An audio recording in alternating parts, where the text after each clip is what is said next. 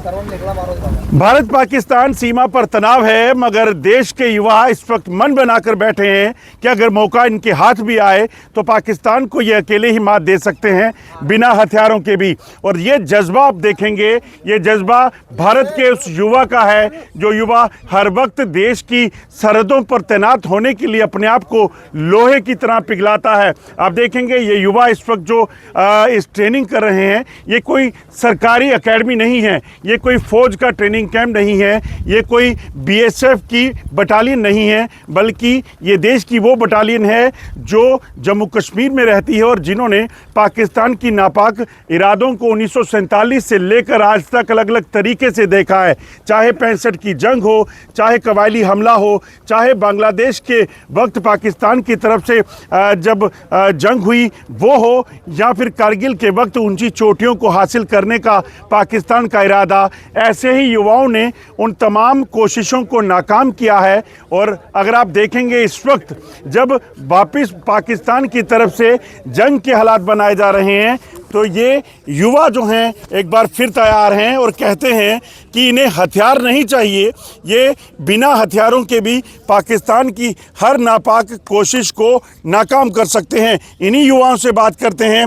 ये बताइए कि कितनी जंगों के बारे में सुना है, मगर जब ये अब एक बार फिर से मासूम निहत्थे लोगों की हत्या हुई तो दिल में कितना क्रोध था और क्या लग रहा था, क्या करना है? सर हमने तो बचपन से जंगें देखी हैं, बॉर्डर पे रहते हैं, और जो अभी अटैक हुआ हमारे इधर उसका हमें बहुत ज़्यादा दुख है। तो हम कहते हैं कि शांति बनी रहे देश में, पर जो हमारे पड़ोसी राज्य हैं उनको ये मंजूर नहीं है। तो लगता है कि जवाब देना चाहिए। हाँ, जवाब देना चाहिए, जो जाने गई हैं उनका बदला लेना चाहिए। युवा कितना तैयार है इस चीज़ के लिए? युवा हमारा पूरा का पूरा तैयार है इस चीज़ के लिए। हर वक्त जो है वो तैयारी जो है वो रहती है। ये बताइए कि गुस्सा तो बेहद बहुत आया होगा जब सुना कि मासूम निहत्थे लोगों को जो है वो टारगेट किया गया। सर दिल छल्ली छल्ली हो गया हमारा ये सुन के, जब उनको मारा गया। सर ऐसे पापियों को मारना चाहिए और हमें एक बार मौका मिले, हम छोड़ेंगे नहीं उनको, हम तैयार हैं इस जज्बे के लिए। पूरा दिन मैं देखता हूं कि इस वक्त गुस्सा दुनिया भर से दिख रहा है। जम्मू कश्मीर का युवा जो है वो क्या चाहता है? सर हम चाहते हैं हमें एक बार सरहदों पे भेज दो, हम बताएंगे पाकिस्तान को हम क्या हैं। हमें एक बार सरहदों पे भेज दो, हम बताएंगे कि हम क्या हैं। बिना हथियारों के लोहे की फौलाद के जिस्म वाले ये युवा जो हैं वो हर चीज़ के लिए तैयार रहते हैं।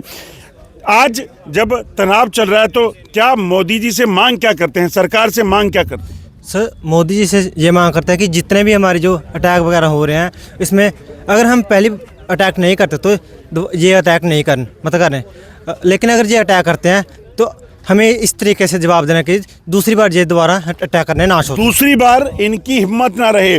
और इन फौलाद के जिस्म वाले युवाओं के पीछे कौन है मैं आपको बताता हूँ। मेरे साथ चाचू हैं, मैं चाचू इनको इसलिए कह रहा हूँ कि पिछले कई सालों से बिना किसी लालच के, बिना किसी चीज़ के, ये सिर्फ़ और सिर्फ इन युवाओं के साथ रहते हैं और इनको ऐसे तैयार करते हैं कि ये युवा देश की खातिर काम आ सके। कितना ज़रूरी है जब ये जिस्म धरती पर आता है, जब शरीर धरती पर आता है, ये देश की खातिर कुर्बान होने के लिए तैयार हो, उसमें आप क्या क्या चीज़ें करते हैं और कितना ज़रूरी है ये?